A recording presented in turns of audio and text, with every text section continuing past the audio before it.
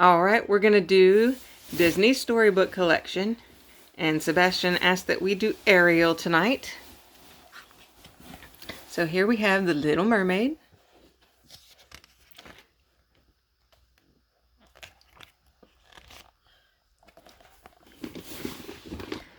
Once upon a time, there was a little mermaid named Ariel who lived in a kingdom under the sea. Every day, Ariel longed for the world above the ocean.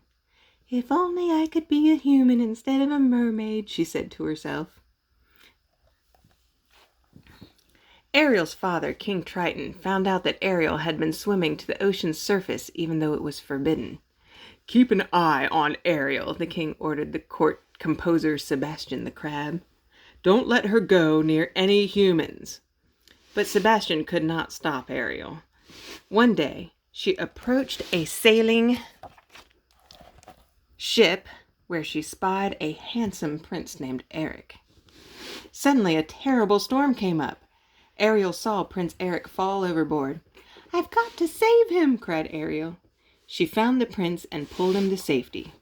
Before Erik awoke, Ariel sang to him. She thought he was the most wonderful human she'd ever seen. Long after Ariel returned to the sea, Erik could hear her beautiful voice in his dreams.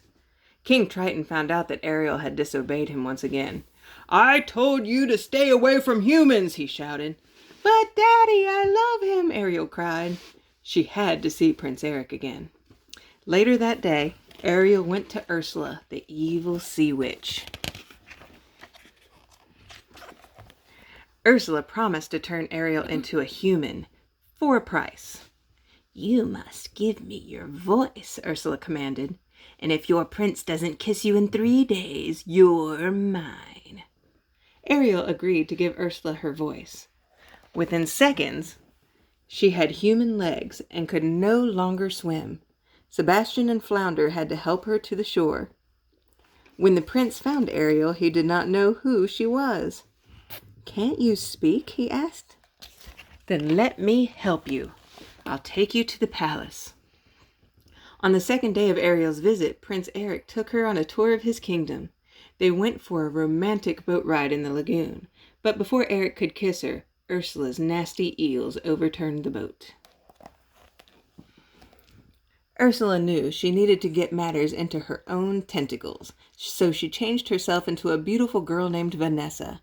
Ariel's voice was tucked safely inside a shell around Vanessa's neck. As soon as Erik heard the voice, he became hypnotized.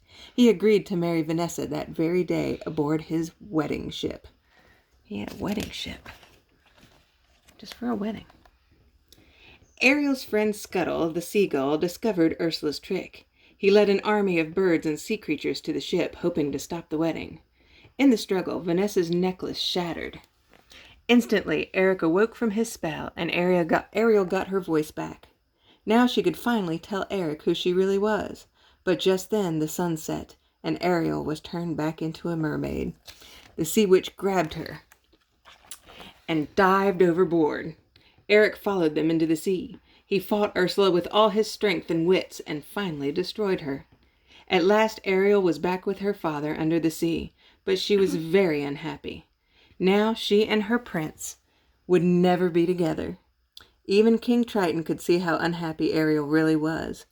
"She really loves him, doesn't she?" the king asked Sebastian. Sebastian nodded yes, and Triton knew what he must do.